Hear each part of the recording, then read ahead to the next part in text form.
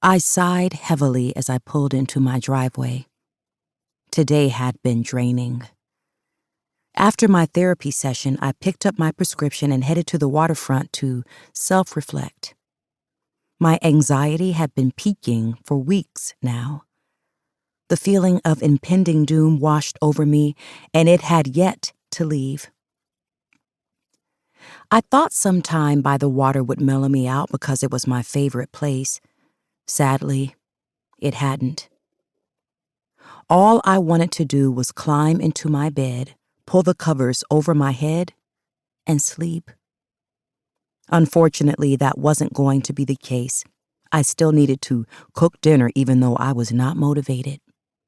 Part of me just wanted to order takeout and call it a day. However, that would only start an argument with my husband, and I had no energy to argue today.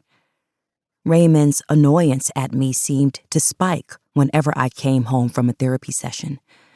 I felt like he was looking to pick a fight when I was the most vulnerable. It was a horrible thing to feel like my husband couldn't stand me at times. Things weren't always like this.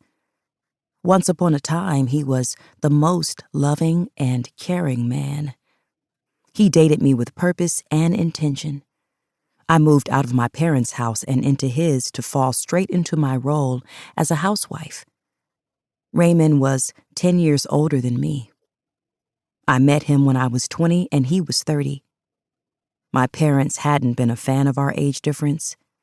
In their mind, a 30-year-old had nothing in common with a 20-year-old. I didn't care. He wasn't anything like the guys my age. He moved differently. He showed me different, and that made me want him more. He knew what he wanted: to flourish in his career as a cardiothoracic surgeon and have a beautiful family.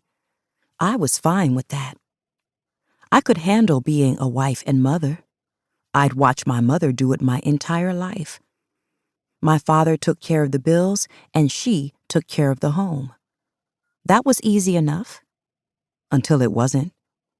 Now I was barely hanging on by a thread. Reluctantly, I grabbed my things and stepped out of the car.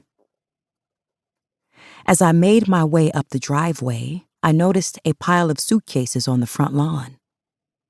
A frown of confusion settled on my face when I realized that they belonged to me.